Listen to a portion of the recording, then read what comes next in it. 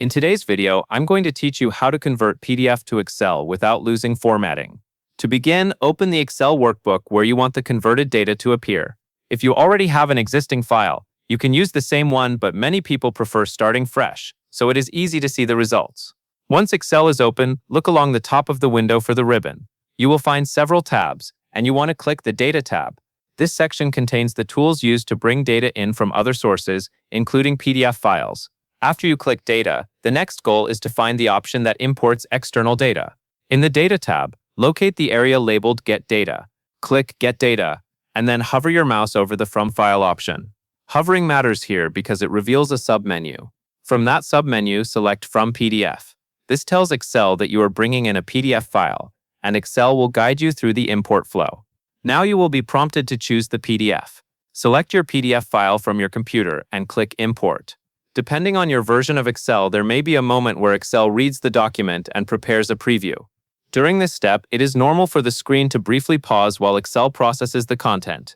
Keep an eye out for the preview area because that is where you can decide which part of the PDF to bring into Excel.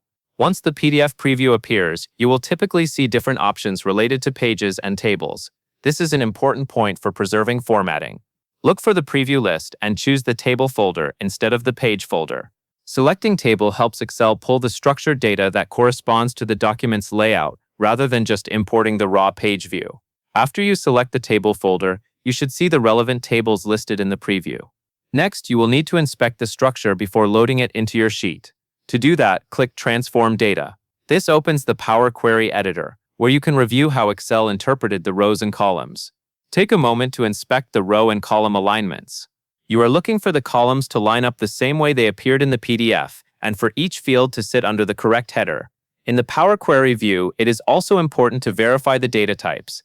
This is where some conversions can go wrong and cause formatting issues. Check that your column data types match the original document. For example, if a column in the PDF was treated as text, it should remain text in Excel, rather than being converted into an unexpected numeric type. If dates are present, make sure they are recognized consistently with the rest of the table. This step helps prevent misalignment and preserves how Excel displays and sorts the imported values.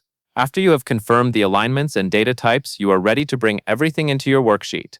Return to the Home tab within the Power Query interface and click Close and Load. This action loads the transformed data into Excel and aims to preserve the grid structure so the output resembles the original table layout. You may notice that the table appears in Excel with consistent rows and columns, which is exactly what you want when converting from a PDF. Now you can review the result in your Excel sheet. Check that the columns are in the right order and that the table structure looks clean. If everything is aligned correctly, that confirms the import and transformation worked as intended. And that covers everything you need to know. And that is all there is to it.